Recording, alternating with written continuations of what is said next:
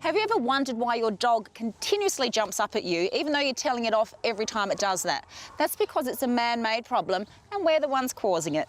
Trish, how are we doing this? It generally starts when we get the puppy Lara and we're all excitable and we come home and we, pick up the puppy, and every time we come home, it's just this great, excitable homecoming. That's generally training the puppy to start jumping up on us. Okay, and then at some point we decide we don't want you to do this anymore, so we start telling them off, but they don't listen. Why, what should we be doing instead? Well, basically, Lara, there are a couple of different ways that we can, stop behaviour. One way is to completely ignore it. So we no longer pick up the puppy and it's no longer playtime. We just turn our back and walk away.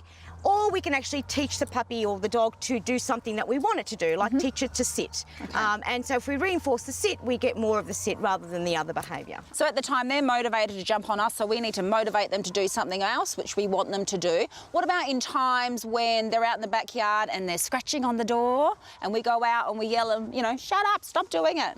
Yeah, well, it's the same like jumping. So whenever we start getting angry at the dog and we start telling it to stop and stop jumping, the same thing when we go outside and we tell the dog to shut up.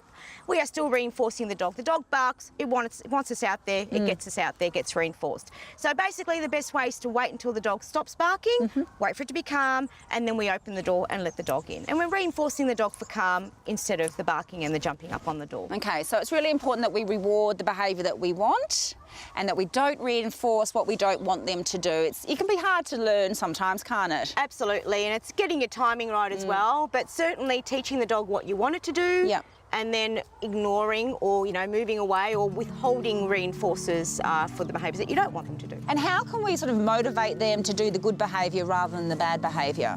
Well, basically using something that the dog likes. So in training, we usually use treats or toys or pats, or to actually come into the room or to, to get attention from us. So anything that the dog likes, we can certainly use to teach and reinforce the behaviours that we want. All right, so sometimes though the problem can get so bad that the dog just keeps doing it anyway because we've reinforced it so much. So if that does happen, it's probably time to see a qualified trainer. Absolutely, yeah. It's generally easier to get someone to come and give you a hand to show you what to do, because sometimes you think you're doing the right thing, but you're not. Yeah, all right, so be careful what you reinforce, reward the good behaviour that you want, and life with your dog should be a good one. Absolutely.